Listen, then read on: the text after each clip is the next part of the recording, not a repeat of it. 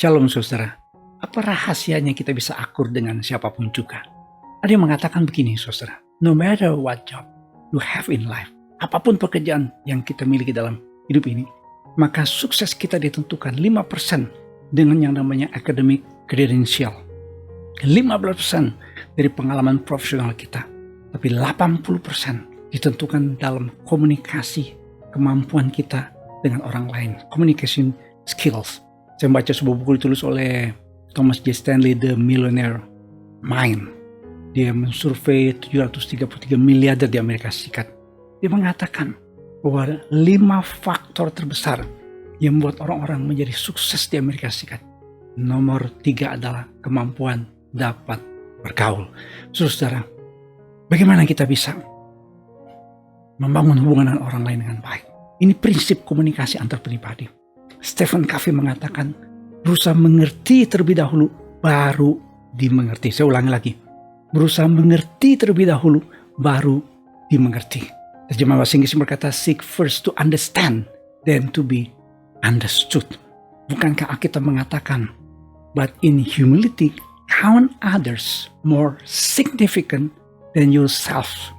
Kita harus menganggap orang lain lebih utama, lebih penting, more significant than yourself. Memang saudara, seringkali orang suka berkata, Pak, kelihatannya suami saya, istri saya, orang tua saya, teman saya, sahabat saya, pimpinan saya, bahkan pendeta saya tidak mengerti perasaan saya, tidak mengerti masalah saya, tidak mengerti pergumulan saya. Kita cenderung saudara dalam hidup selalu berusaha orang lain memahami kita, mengerti kita terlebih dahulu saudara. Padahal prinsip penting saudara dalam bangun komunikasi adalah apa saudara? Seek first to understand, then to be understood. Alkitab mengatakan jelas, kita harus menganggap orang lain lebih utama daripada orang lain. Ya, orang lain saudara lebih utama daripada diri kita sendiri saudara. Itu prinsip penting dalam komunikasi antar pribadi. Communication skill. Itu penting saudara untuk kita pahami. Nah, saya mau lanjut saudara dengan penelitian dari Florence dan Marita Littauer. Dalam bukunya Guiding Along with Almost Anybody, Florence dan Marita Littauer menemukan bahwa kenapa saudara orang lain saudara tidak bisa akur dengan yang lain. Nah, ini dia saudara yang mungkin kita mesti pelajari lagi. Yaitu apa? Ada yang namanya pengaruh temperamen. Nah, temperamen itu mempengaruhi kita dalam segala hal, dari kebiasaan tidur, kebiasaan belajar, gaya makan, dan cara kita bergaul dengan orang lain. Nah, di sini saudara masalahnya. Seringkali kita tidak bisa bergaul akrab, ya, akur dengan orang lain. Kita sering ribut, sering bermasalah, sering berantem sama orang lain. Jujur saja saudara, orang tuh di gereja, pindah gereja, berhenti dari pelayanan, keluar dari pelayanan, itu karena masalah dengan sesama ini. Survei sudah membuktikan saudara, dan banyak orang tidak memahami tentang masalah temperamen. Ini salah satu hal saudara yang saya pelajari. Jadi artinya apa saudara? Banyak kali kita tidak memahami temperamen orang lain. Kalau kita mau bisa berkomunikasi akur dengan orang lain, kita mesti memahami orang lain dulu terlebih dahulu. Nah, apa yang kita mesti pahami saudara? Yang kita mesti pahami adalah temperamennya saudara. Saudara, kalau kita memakai semacam kayak gambaran besar, ada 4 temperamen. Ya, orang suka mengatakan ada istilah sanguinis, ya, ada koleris, ada melankolis, dan flegmatis. Nah, ini dia katanya, ada yang berkata koleris ini warna merah 38%, orang sanguinis itu 3%, orang flegmatis 80%, dan melankolis itu 11%. Jadi jumlah yang paling sedikit katanya orang-orang yang melankolis. Nah, gimana saudara? Kita bisa akur dengan siapapun juga, kita bisa bersahabat dengan siapapun juga, kita bisa membangun satu hubungan yang baik dengan siapapun juga. Saudara, ternyata orang-orang sanguinis, kita mesti memahami, mereka membutuhkan yang namanya approval, acceptance, attention, dan affection, penerimaan. Jadi ibu-ibu kalau suami seorang yang sanguinis, kita kritik terus, uang belanjanya jadi turun, uang belanjanya jadi berkurang. Nah, demikian juga kalau misalnya ada seorang yang namanya kolerik, ini biasa jadi pemimpin. Kalau saudara bekerja, saudara punya pimpinan kolerik, dia membutuhkan yang namanya loyalty, kesetiaan, sense of control, dia mau mengontrol kita. Appreciation, credit for work. Jadi kalau kita punya pimpinan saudara, seorang yang kolerik, ya kalau di Alkitab seperti Paulus, ya kalau sanguinis kan seperti Rasul Petrus.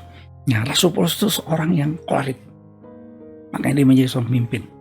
Nah, seorang yang kolerik, kita membangkang, melawan, menunjukkan kita tidak setia, itu jadi masalah besar. Itu jadi problem yang luar biasa. Dulu ayah saya almarhum saudara seorang kolerik, dan sering kali saya bermasalah, dan sering kali saya punya problem dengan almarhum ayah saya, karena dulu saya nggak ngerti, saya suka ngelawan, dan ini jadi masalah besar. Ya, waktu ayah saya saudara membesarkan saya, itu problem saya. Tapi puji Tuhan saudara, sekarang saya mulai belajar, oh kalau orang kolerik begini, ya, nah ini orang sanguinis nih begini. Demikian juga saudara yang warna biru, ini orang-orang melankolik. Yang dibutuhkan adalah safety, sensitivity, support, space, and silence. Orang-orang yang seperti begini seperti Musa, orang-orang yang cenderung saudara perfeksionis, pendiam. Nah, kalau anak kita nih seorang yang melankolik, ya, ibu, bapak, seringkali anak kita jadi pendiam. Dia sering di kamar, kadang-kadang kita suka marah kan, ayo keluar kamar, ayo ngobrol, ayo ngomong terus. Padahal anak kita nih sebenarnya seorang yang melankolik. Orang melankolik ini bukan orang bodoh, karena dianggap biasanya banyak ngomong itu orang yang pintar. Padahal orang melankolik ini biasanya cerdas, sangat berintelektual, punya kemampuan berpikir yang baik, tetapi mereka orang yang cenderung pendiam dan sensitif, ya. Mereka adalah orang yang punya kepekaan yang tinggi, ya, takut salah, dan seringkali, mohon maaf ya, baperan gitu ya. Nah, kalau kita punya anak seperti ya Musa, ya, yang baperan, yang sensitif, bagaimana kita? Kita harus memahami dia, ya. Kita harus menjaga perasaannya. Kadang kita mesti izinkan dia untuk apa? Menyendiri di kamar, ya. Nah, itu orang-orang yang disebut dengan orang-orang yang melankolik. Yang warna hijau ini adalah orang-orang flegmatis yang membutuhkan harmony, feeling of worth, lack of stress, and respect. Nah, orang-orang yang seperti begini biasanya nggak mau ribut. Jadi suami-suami kalau istri kita ini orang yang flegmatis, ya, jangan bawa masalah, ceritain problem di kantor, konflik, ya. Nggak, orang-orang flegmatis tuh nggak suka kalau ada problem yang namanya konflik, nggak suka ada yang namanya tantangan, persoalannya besar, gitu ya. Dan mereka membutuhkan respect. Mereka orang-orang yang sebenarnya kalau kita ajak selalu ya omong-omongan ringan yang menyegarkan, itu akan membuat dia jauh lebih nyaman dengan kita. Nah, ini saudara gambarannya, ya. Setiap orang pasti ada dominannya. Salah satu pasti dominan di sini. Nah, tugas saudara dan saya adalah apa? Kita harus mengetahui dan memahami temperamen orang-orang yang dekat dengan kita. Ya, tugas buat kita kalau kita seorang suami, coba temperamen istri kita tuh apa? Anak-anak kita apa? Orang tua kita apa? Ya, istri kita, suami kita, teman pelayan kita, ya, rekan-rekan pelayan kita, siapapun juga yang selalu bergaul dengan kita, coba pahami temperamennya, pahami mereka, maka kita bisa terus akur dengan dia. Dan saya percaya saudara, Tuhan akan dipermuliakan ketika kita hidup rukun bersama dalam kasih Kristus. Amin. Tuhan memberkati.